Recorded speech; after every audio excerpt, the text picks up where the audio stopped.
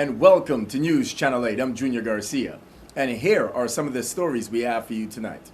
Shooting in Paradise Mills. Ambassador to lie in state. And weekend horse racing action. These stories and more up next on News Channel 8.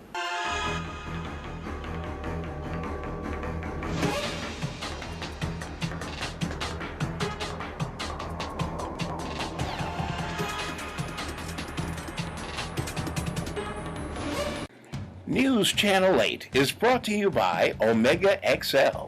Experience Larry King's breakthrough secret to joint pain relief, Omega XL. To order or find out more information, call 1-800-298-1647 or check us out at asseenonchanel8.com. In tonight's top story, another weekend shooting has occurred in the territory. Spokeswoman Melanie Rames has those details. A 19-year-old male victim was shot in his arm in the Paradise Mills housing community on St. Croix.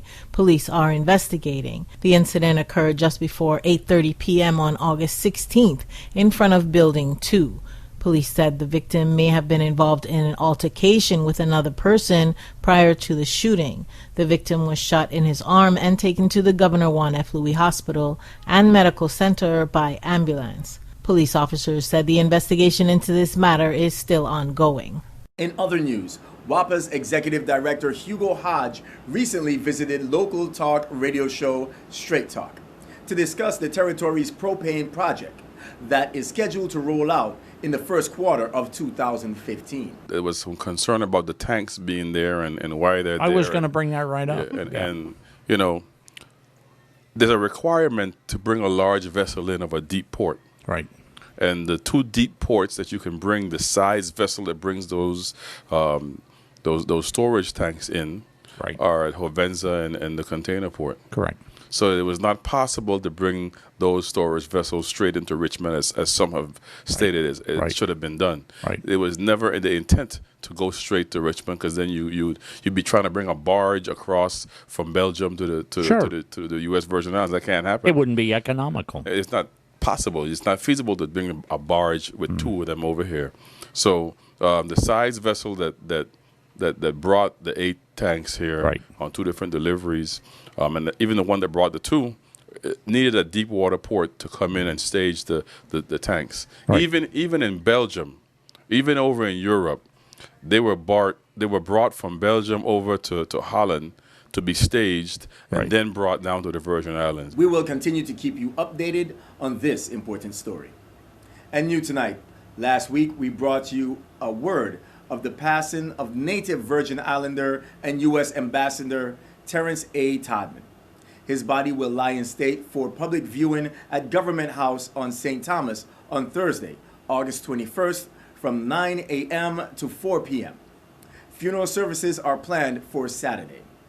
In a statement on Todman's passing, Governor John D. Young Jr. referred to him as, quote, a person that has made his presence known internationally, but who never lost touch with his roots and home, end quote.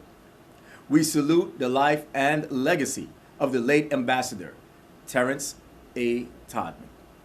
Moving along, with instances of violent crime continuing to plague the territory, here is Channel 8's Essie Gaston Edwards with your weekly Crime Stoppers report.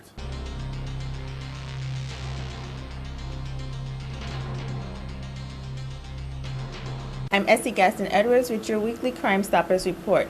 Crime Stoppers is asking you to continue to help law enforcement make the Virgin Islands a safe place to live, work, and raise a family. If you know something, say something, as the cost of all crime is ultimately paid for by the law-abiding citizens of the community via higher prices and higher taxes. St. Croix, the family has asked that we run this crime again. Last year, police officers were dispatched to a call of shots fired in a home in Estate Glen. Upon arrival, they found the bodies of a young woman and a child who had been shot. The mother, 27-year-old Kana Lawrence, and her son, 7-year-old Devontae Charles, died as a result of their injuries. If you saw a suspicious person or vehicle or anything unusual you hadn't seen before near their home, your help just might be that piece of the puzzle to solve this tragic crime. St. Thomas, on Friday, July 11 at 9:30 a.m., a woman received a phone call from a stranger claiming to be one of her friends. The caller informed her that he was ill and had been airlifted to a hospital in Puerto Rico. He said he had no money and needed to call his family, and convinced her to purchase several GoPhone refill cards in excess of $100. It turns out this was a scam. The Insular Investigation Bureau is seeking your help in providing information. Please call 340-774-3942, 911, or Crime Stoppers. View Inside the Grandparent Scam Con Artist Reveals All on YouTube for more information. St. John, on July 18th at about 10:25 a.m., police received a call regarding a burglary that happened in the Estate Carolina area. The burglary was estimated to have occurred between the hours of 5:30 a.m. and 9 a.m., according to the complaint.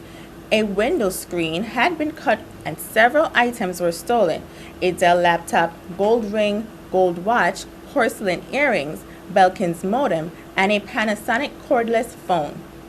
Continue to help make our islands a safer place to live and visit by telling us what you know about these or any other crimes at www.crimestoppersusvi.org or by calling 1-800-222-TIPS. That's 1-800-222-8477. You can also text USVI plus your message to crimes. That's 276437. The minimum reward for the arrest of a homicide suspect is $1,500. Our maximum reward is $2,500. I'm Essie Gaston Edwards for News Channel 8.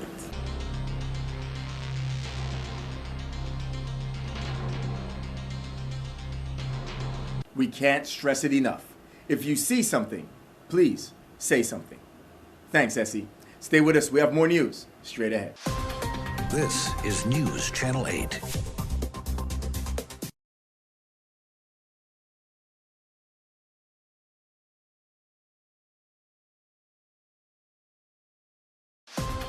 This is News Channel 8.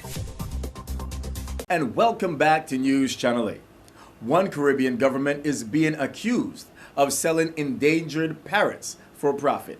Here is Cynthia Graham with that story and more in your nightly Caribbean report.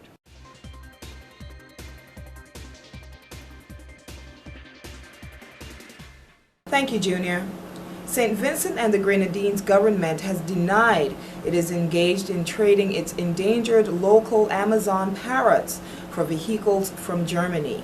Agriculture Minister Sabato Caesar dismissed the allegations made by Laurent Baptiste, a candidate for the opposition New Democratic Party, saying that the government had signed a memorandum of understanding with the Association for the Conservation of Threatened Parrots in order to ensure the survival of the parrots in case of a natural disaster.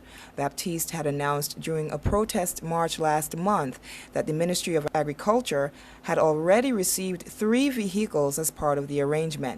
Asked what measures were being taken to ensure the birds do not become a part of the illegal trade, Caesar said the Agriculture Ministry has regular visits by officials from the Forestry Division. He also said the Convention on International Trade in Endangered Species is very stringent with monitoring. The Bahamas government has unveiled plans for a $10 million world-class motorsports track and complex in New Providence, with the goal of promoting the country as a sports tourism hub. Minister of Youth, Sports and Culture, Dr. Daniel Johnson, made the announcement of the proposed track, which is expected to be used year-round.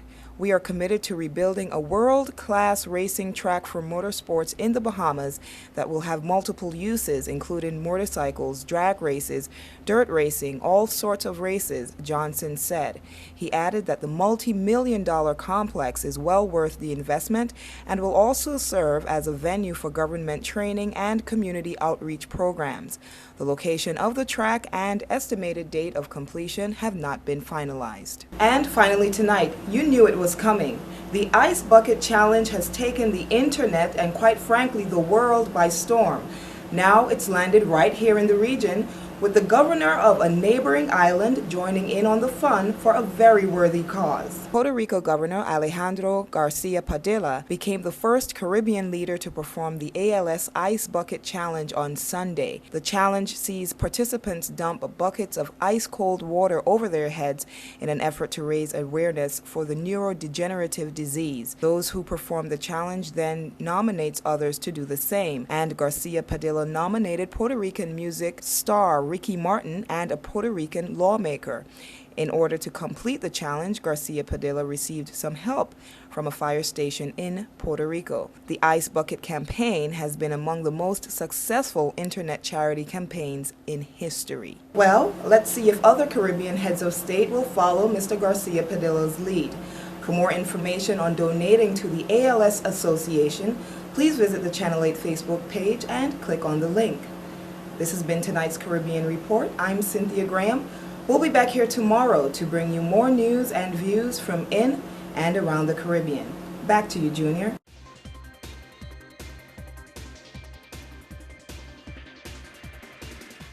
Thank you, Cynthia. It's that time of year, folks. UVI is back in session.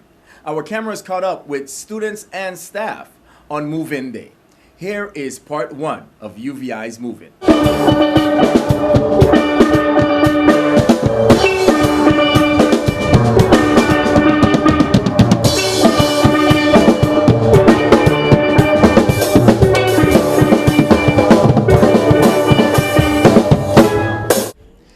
Hi, I'm Junior Garcia, and I am at the University of the Virgin Islands. I'm here with Zoe. Zoe, how are you feeling today? I am feeling wonderful. I'm a bit tired because it was a very long day, but it was an enjoyable day at the same time. What actually happened today? Today was move-in day for our new students. So we had local students move in, and we also had NSC students, which are part of the National Student Exchange. So we had some coming from the mainland. And so it was just a very fun-filled day, getting to see new faces, getting to interact with new people. So that was what the day comprised of. Now, Zoe, you are a UVI student. And how important is it to be basically embraced or encouraged or even, taken under the wing by people here at UVI? How important was that for you? It was extremely important because when I first came here, as nervous as I was, I made sure that I put myself in the position to get to know staff members, to get to know people of the campus. And that was one thing that's very important. Well, that is one thing that is very important. You have to be willing to go outside of your comfort zone. If you want people to if you want to shadow people and learn things from other persons, then you have to be willing to go outside of your comfort zone, and that is what I did. So I'm here with Sarah and Alyssa, and you are coming in from where? IUPUI in Indianapolis, Indiana. Now, I'm going to see if Alyssa can say it just as well. From where? IUPUI in Indianapolis, Indiana. See, the name doesn't change. But now you're here at UVI, University of the Virgin Islands. How was your first day? Fabulous. I enjoyed it a lot. Okay. What's one of the most memorable things about today? Probably everyone getting together and going grocery shopping, because that was kind of a very homey thing to do, and you don't really get that unless you're with a family, so it was very family-oriented. Very true. And what was a memorable part of the day for you? I think for me it would be our welcoming. Everyone was so nice, and Do they play steel pans where you're from? No, I've never seen that. That was actually really awesome. I like that a lot. Did they serve pina coladas where you're from? No, they don't. And that's why UVI is the best school, people. That's it. We'll have more on that story tomorrow. The health department continues its push to bring awareness to the importance of immunization. Here is more details in tonight's health news. I am Dr. Mark Jerome. I am the medical director of the Department of Health. And this morning, we would like to talk to you about the usefulness and the necessity of immunization. Immunization, as you may not recall because you are most of them too young to know what it used to be beforehand when there was no immunization. We had a high infantile mortality or morbidity. That means that a lot of the kids who are getting sick with the sickness children, the sickness diseases. Now with immunization, all this has disappeared and become just a memory, but it was not always like that. And so it is important that we do not resist to actually provide our children with this specific protection, because that protect them for life sometime, and some of them you have to redo after a certain period of time, but at least it protects them against all of those childhood diseases that now are just a memory in our mind. So I am enjoying most of you, and basically all of you, because a lot of people come for waiver, and what is going to happen when you have all of these waivers is that you are going to have the reappearance of those diseases that are no longer current in the community. So I am hoping that you all will take that message, think it over, and bring your children for immunization, because this is immunization week, and we are just making sure that all of you participate into that week. It would be good if we can have a good number of children who are not immunized who comes for their immunization. Thanks again for those important and useful tips. Stay tuned, we have sports right after this. This newscast has been sponsored by Mario's Virgin Crystal. Let us save you the hassle of lugging those jugs around. Purified bottled water conveniently delivered to your home or office. Also available in your favorite grocery store. Call 773-2810. This is News Channel 8.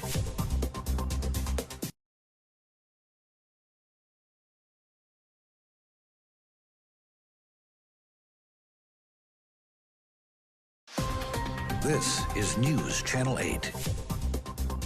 And finally tonight, if you've missed last weekend's horse racing action at the Randall Doc James Racetrack on St. Croix, here are some exciting highlights to bring you up to speed.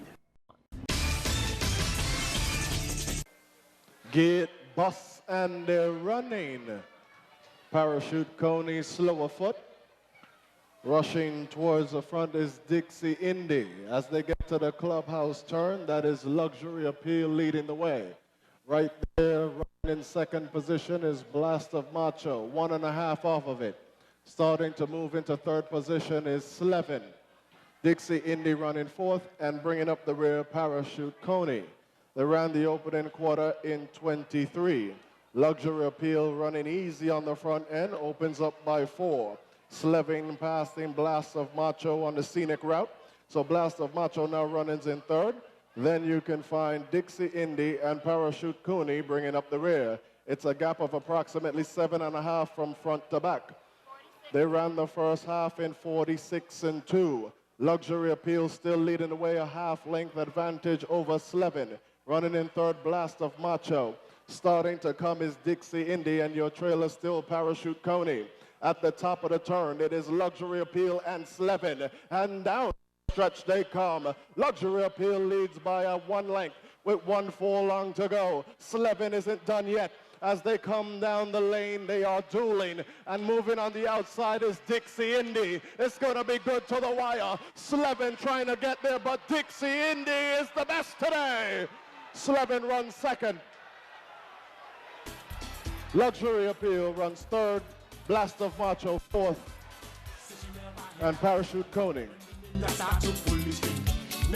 Well, the ninth race of the day is official and done with, and Dixie Indy was the winner. We have here owner and trainer of Dixie Indy. Pada, how old is this horse this is his first race? How old is this horse? He's a 4-year-old. And he come out of Puerto Rico? Yeah. No. He run a fifth of a second half the record. Is that his style of racing? Could he go longer? He come from going longer. He just come from running a mile and 16. And if you want, he can run anyway. If I want to put you on lead, he can go there too. He seems like a very good horse, and of course, we want to wish you the best of luck. We know you have always bring horses to St. Croix and always in the game, but it look like you have a challenger now. What do you think about that? Well, I like it. I like it too. You know why? We never know what you're going to come up with.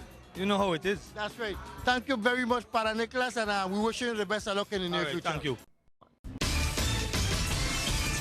That should quench your need for speed. Don't go anywhere. We have your weather coming up next. Your weather coming up next.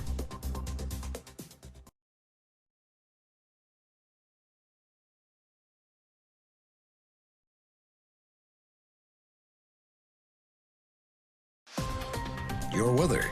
And here's a look at your local weather. Tonight, scattered showers mainly after 8 p.m., partly cloudy with a low around 77. Wednesday, scattered showers mainly before noon, mostly sunny with a high near 84. Wednesday night, scattered showers, partly cloudy with a low around 76.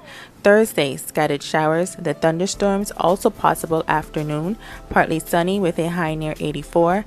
Thursday night, scattered showers and thunderstorms, mostly cloudy with a low around 80. Friday, scattered showers and thunderstorms, partly sunny with a high near 84. And Friday night, isolated showers, partly cloudy with a low around 77.